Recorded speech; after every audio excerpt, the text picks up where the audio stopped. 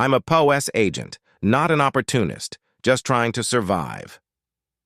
Before you judge point of sale, POS agents, you should hear our stories and understand the challenges we face every day.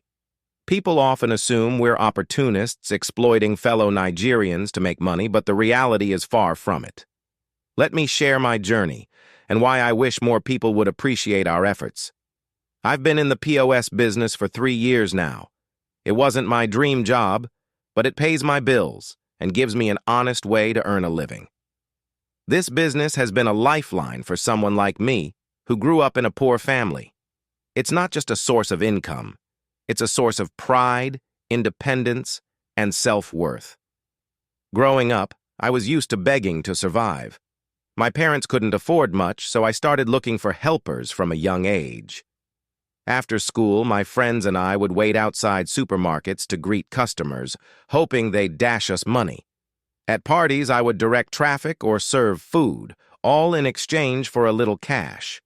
Even in Polytechnic, I wasn't above attending church fellowships just for airtime giveaways or free meals. My classmates nicknamed me the urgent 2,000 Naira guy because I always asked for financial help. It hurt when I saw people mock me in anonymous group chats for being a perpetual beggar. That's when I decided to change my life. When I finished my OND in 2021, I knew I couldn't afford to continue school for my HND. Instead, I decided to hustle and make my own money. I borrowed 150,000 Naira from a microfinance bank to start my POS business. It was a tough start, but it's been worth it. I now make up to 10,000 Naira daily on good days. I've repaid the loan and even supported my family financially. Despite my efforts, people still judge POS agents unfairly. During last year's cash scarcity, I would wake up at 4 a.m. to queue at ATMs for cash to run my business.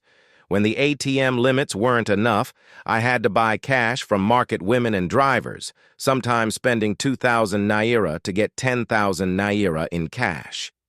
Naturally, I had to raise my transaction charges to cover costs, but many people saw this as wickedness. One elderly woman insulted me for charging 2,000 Naira to withdraw 10,000 Naira, and another accused me of hoarding cash. Nobody considered the stress I went through to secure the money.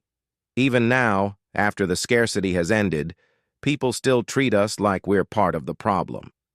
I recently moved my kiosk to a spot in front of a bank known for faulty ATMs. Customers who couldn't withdraw from the ATM had no choice but to use my services. Some accused me of taking advantage of the situation, as though I was responsible for the bank's problems. People often complain online, saying POS agents are destroying the banking system or should be banned altogether. But instead of blaming us, why not hold the government and banks accountable for making cash inaccessible in the first place? POS agents are filling a gap caused by poor policies, and we deserve credit for making life easier for people. For now, this is my only source of income. I don't have any other business ideas, and if I quit, how would I survive? So I'll keep doing what I do, regardless of what people think.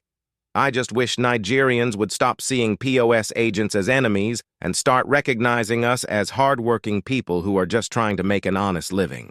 As a customer, you should ask questions if you're unsure about charges and ask for clarification before completing the transaction.